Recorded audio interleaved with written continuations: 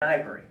To facilitate this trade, the Minoans not only built quality roads that connected their farms and exchange centers to numerous ports around the island, but also maintained a massive and impressive fleet of ships. When we're talking about massive, impressive fleets of ships, what are we always talking about? Thalassocracy. Thalassocracy, okay? Rule of the waves, rule of the ocean, okay? Keep in mind that they also maintain a whole bunch of roads between towns and palaces, okay? Saying that there's a pretty sophisticated infrastructure in Minoan Crete at the time. Evidence of Minoan products and cultural influences have been found in mainland Greece, Asia Minor, the entire Mediterranean coast of the Middle East, and even as far as Egypt. Wow. Products and artistic ideas from each of these cultures have also been found in Minoan Crete, so we can tell that there was a high degree of exchange between these groups. Our understanding of the Minoan economy really rests on two defining principles. The first is that of a maritime empire. According to later mainland Greek sources, the Minoan kings developed an extensive maritime empire that stretched across the Aegean and eastern Mediterranean Sea. This would have given the Minoans something of a trade monopoly in this region, controlling ports and the exchange rates of various products. Allegedly, their navy was feared by all, and their merchants were found in every port of the region. The Minoans also intentionally transported. What is our main piece of evidence for a large Minoan fleet? The flotilla. The flotilla fresco. Okay, where was it found? Thera. Okay. What's the problem with the flotilla fresco or the admiral's fresco, whatever else you want to call it? We're not exactly sure who's on the ships and where they're going. Exactly right. They're not exactly sure whose ships they are, where they're going, or even if they are warships. Okay? Their arts and cultural ideas into regions where they held ports, helping to make other cultures friendlier to them. The other definitive trait of the Minoan economy is how they managed their economies at home. The traditional view is that the Minoans were one of the first civilizations to develop a palace economy, in which royal administrative centers were used to gather up and then redistribute all the products and... Everyone writes that down.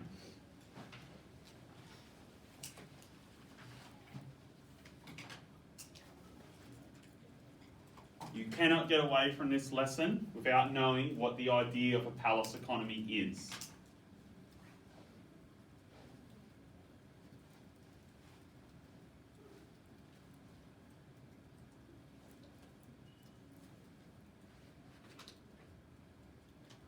Socialism. It's not so much socialism, but it is what we call a centralization of power. Okay? The Fire Nation. No, not the Fire Nation. Did they have Okay. centralization No, of power? no Fire Nation. They did. No Fire they Nation. Did. They Okay? had a big empire thing, and then they had the birds that would fly around to the little surrounding No islands. Fire Nation. And the empire was so small that they could Okay, so all the messages. we have this idea of royal administrative centres which were used to gather up and then redistribute all their products and services needed in Crete. Now the idea that's been suggested here is, oh, maybe it's like socialism. So basically they gather up all the resources that they have, and then whoever needs resources has it redistributed back to them. Okay? The problem with that is, if we were seeing something like that, what would we expect not to see in Minoan Crete?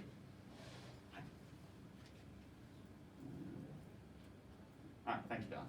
Poverty, What would we not see something in Crete? poverty and class inequality. Exactly right. Poverty and class inequality. So if we were seeing that these palaces were basically taking all the resources and redistributing it to everyone that's needed, okay, well then you wouldn't see rich people in Minoan Crete. Okay, you wouldn't see poor people, everyone would be pretty much the exact same. So an egalitarian society? Yeah, you'd see an egalitarian society. The problem is, do we think all people in Minoan Crete live the exact same? No. Just from housing, what evidence do we have that people don't live the exact same? The difference in the complexity of housing structures? Exactly right, the difference in the complexity of housing structures. So for example, near palaces, as we were saying before, what do we find? They were like mansion-like houses? Exactly right. Near palaces, there were mansion-like houses. Okay, so it's hard to say that. What we might really say, however, is that these palaces are basically used to soak up the resources and redistribute to what the centralised authority wants. So for example, they take all the surplus resources. Do we remember what surplus means? Extra, more than needed. Extra or more than needed, okay? And then those centralised authorities, the possible king or the palace elite, would choose who they want to trade with overseas or inland and use the palace like that, okay? Because it's very hard for the individual farmer to organise a trading expedition to Egypt to go trade his wheat. But who can do it? The palace elite who have the resources to control all of those things. Okay? Services needed in Crete. Basically, instead of developing a monetary system where goods could be exchanged based on set values, the Minoans sent all their goods to these palaces, who then split them up and redistributed them among the people. This assumption is largely based on the sudden appearance of major administrative palaces across Crete at the height of Minoan growth, as well as the lack of other standard systems of markets and money. Towns seem to have been built almost entirely around these administrative centers, which scholars assume were used to organize and redistribute commodities. Other scholars have suggested that while the palaces may have overseen the overall functioning of this system, the actual process of gathering and redistribution happened in local villas owned by regional elites rather than by a prince or king. Our understanding of the Minoan economy rests on our grasp of its maritime empire and palace economy. Here's the problem, though. We're not entirely sure if either one of these actually existed. The Minoans were enthusiastic recorders of their history, but they wrote in an ancient and dead language that we still don't know how to read. In fact, we don't even know what they called themselves. The term Minoans is just what we call them. Over the years, scholars have repeatedly challenged, upheld, and challenged the authenticity of Minoa's maritime empire and its palace-based economy. Some argue that the Minoan maritime empire was invented by Athenian historians in order to justify Athens' own attempts at building a maritime empire. Others argue that there is no real evidence of a palace economy in Crete, other than the fact that the Minoans built palaces. In modern academic circles, the maritime empire is widely disputed, while the palace economy is assumed to be accurate, but everyone acknowledges that they could be wrong. Why is the maritime empire, this idea that the Minoans controlled an empire through their navy, disputed, and everyone's sort of hesitant on it? Montage? There's no evidence of conquest, we just have evidence of trade, so we don't know if it was an actual empire. Exactly right, okay? Because the two big things that we have for explaining why Minoans are all over the Cyclades are these two arguments. The first one is maritime empire. And the other one is trade links. Okay, yes. And also, like, with the flotilla fresco, it's not clear that they're going to trade. It's probably religious because of the, like the decorations on the boats. So it could have been a procession thing. Like we were saying exactly like before, the flotilla fresco is quite unclear. Okay. Now, this idea of a maritime empire relies on conquest, but it's not just conquest. What else can it rely on for explaining Minoan presence all over the Cyclades and Aegean? Something starting with C. Not control, but that would suggest control. I think you actually said it then, Flynn. Did you say something? Culture? Colonies. Okay, this idea that the Minoans sent out colonies into the Cyclades and basically settled all the islands there. Meanwhile, all these people who were sent out from Crete and said like, oh, you go settle this island, you go settle this island, they all sort of answered back to Minoan Crete. And Minoan Crete was still in control. Okay? That's what this maritime empire idea relies on. Okay? But we don't have much evidence to suggest that all these different islands that had Minoan culture or Minoan influence actually answered back to Minoan Crete and that they obeyed their orders. Okay? Like when we're looking at Thera, we're basically saying, okay, we can see Minoan culture, but they also have their own unique culture, and we're not seeing evidence that they're ruled over by some distant Minoan king. Wouldn't them having colonies also like imply that they would have a military to help control it, but we don't really have evidence of it? And that's where they were going with the Athenian historian. They basically said, oh, so the Minoans had all these colonies overseas, so of course it makes sense that they would have had a maritime fleet of naval power to protect it from piracy. But that's the thing, you're assuming, you're not knowing. Okay? Now, the other one that they had was trade links, okay, to explain why Minoan culture is everywhere over the Cyclades. And they basically said, Minoans traded goods and also, and this is going to be a good made-up word, Minoanized the people around them.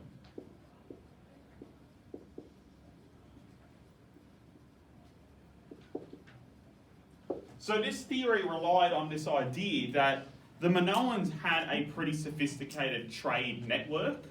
They traded with everyone. Okay? And they're basically saying, because they were such big exporters and importers, eventually they started exporting their culture. That's why you start finding it in Thera.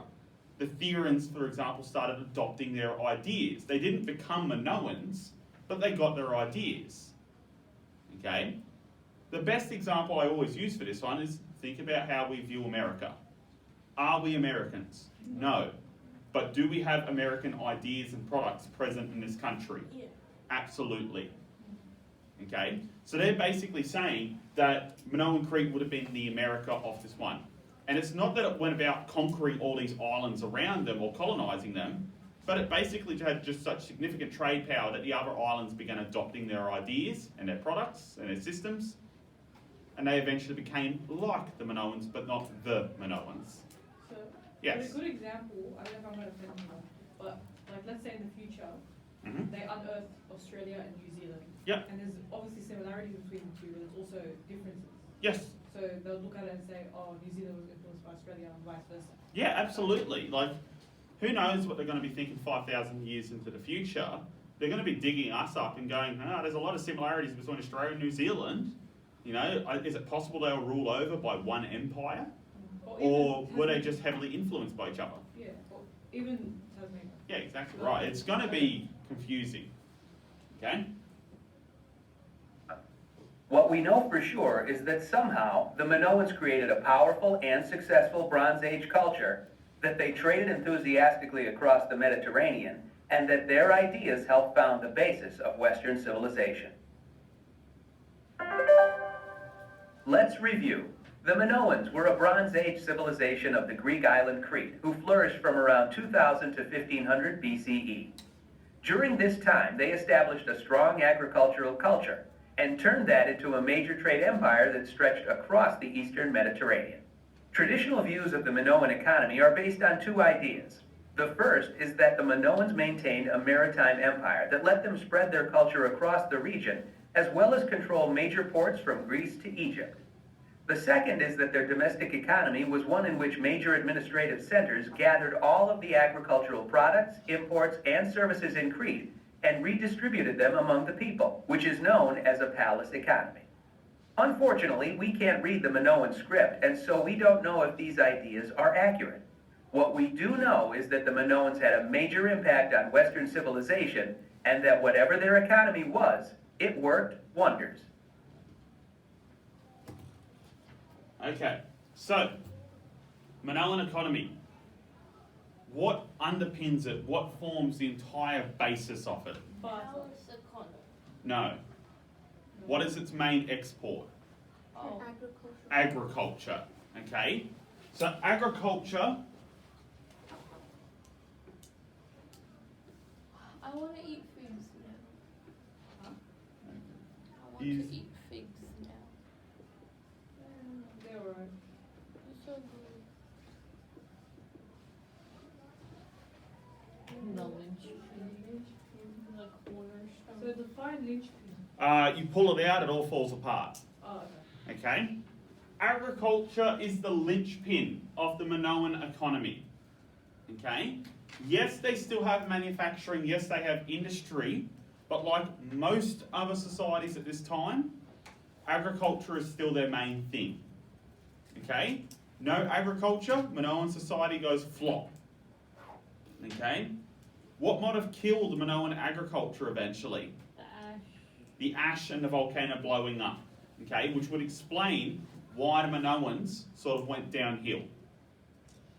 Okay? Because if that was their main focus of the economy, then the moment they stopped growing stuff, everything would have just taken its tumble really, really fast. Okay? Alright.